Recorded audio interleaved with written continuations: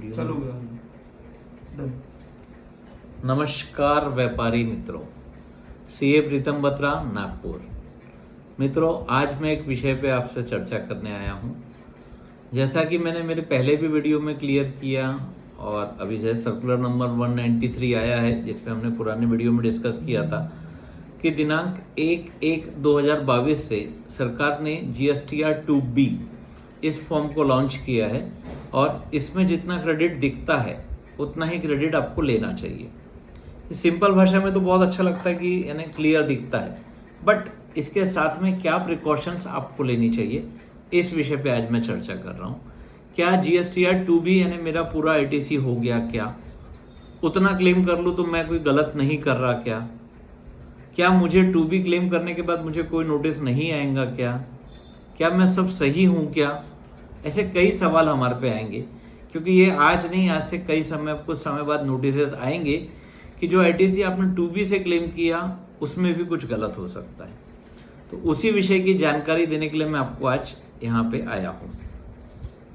पहली तो कंडीशन है कि 2B जितना ही क्लेम करना है, उससे ज़्यादा तो करना नहीं है। अच्छा, अब विषय है कि जो 2B में आ गया है उसमें क्या क्या नहीं क्लेम करना है। यानी 100 रुपये का अगर 2B आया है तो उसमें मुझे कौन कौन सी चीज़ें क्लेम नहीं करना है मेरे 3B में। सबसे पहली चीज़ कि 2B में अच्छे से चेक कर लीजिए कि सारी की सारी एंट्री जितनी आई है क्या वो आपकी ही है क्या। अगर किसी ने कोई एंट्री गलत आपके नाम पे डाल दिया, वो गणेश ट्रेडिंग में डालना चाहिए था, गणेश कॉरपोरेशन में चली गई, उसने GSTR 1 डालते वक्त में कुछ गलत एंट्री डाल दिया, 1 को I कर दिया, 5 को S कर दिया, O को 0 कर दिया, या किसी वजह से ऑपरेटर से गलती हो गई और कुछ एंट्री आपके 2B में आ गई, that does not means you are eligible for that credit. आपको वो क्रेडिट नहीं क्लेम करना है, क्योंकि वो सप्लायर आज नहीं तो कल वो अमेंड कर देगा और वो 16 की कंडीशंस में आपकी गुड्स नहीं है तो आपको उसका ITC नहीं क्लेम करना है। पहला तो हो गया not pertaining to you. Secondly, ऐसी परचेसेस जो आपकी बिजनेस के लिए नहीं है, जो आपकी पर्सनल नेचर की एक्सपेंडिचर्स है, भले आपने वहाँ पे आपका GST नंबर दे दिया है बट वो आपको क्रेडिट नहीं मिलेगा if it is purely a personal nature expenditure. आप पिक्चर देखने गए, सिनेमा गए, वहाँ पे थिएटर्स में कुछ खर्चा किया, या ऐसे कुछ पर्सनल नेचर के खर्चे किए जो आपके बिजनेस से कोई लिंक नहीं है, उसका ITC आपको नहीं मिलेगा।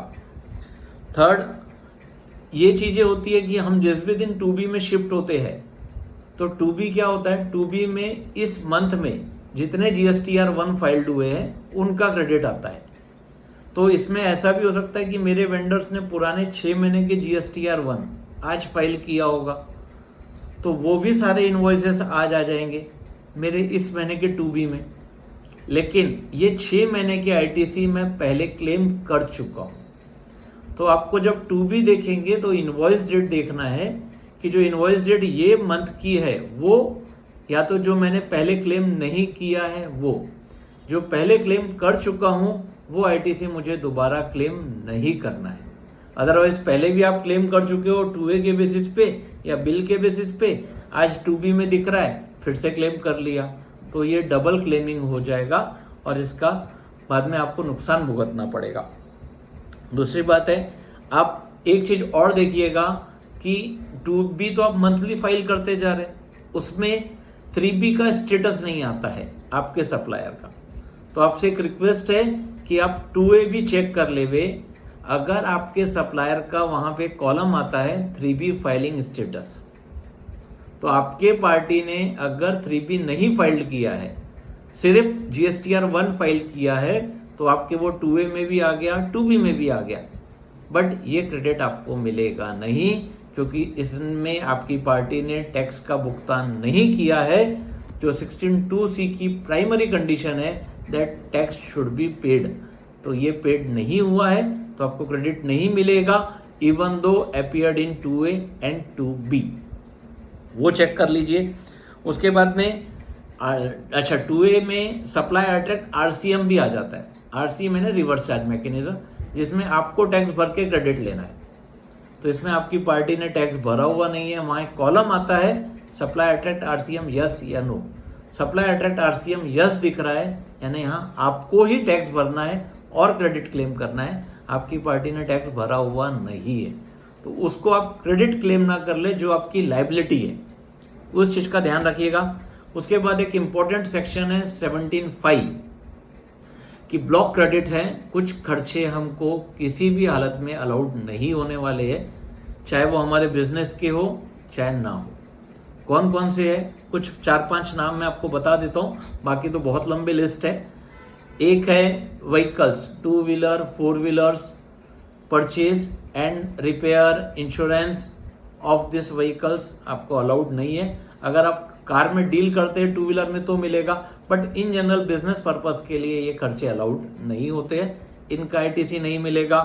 देन फूड ब्रेवरीज, आपने ऑफिस में खाना बुलाया, लोगों को खाना खिलाया, कुछ कोल्ड ड्रिंक्स बुलाई, कुछ चाय पिलाया, कुछ इस टाइप के खर्चे किए, तो food breweries is not at all a GST input tax credit eligible expenditure.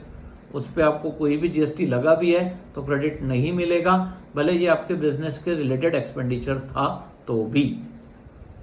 इसके बाद में इमूवेबल प्रॉपर्टी, मैं कोई इमूवेबल प्रॉपर्टी यानी जिसका मूवमेंट नहीं होता है वो एसेट्स क्रिएट कर रहा हूँ तो उसका आईटीसी नहीं मिलेगा।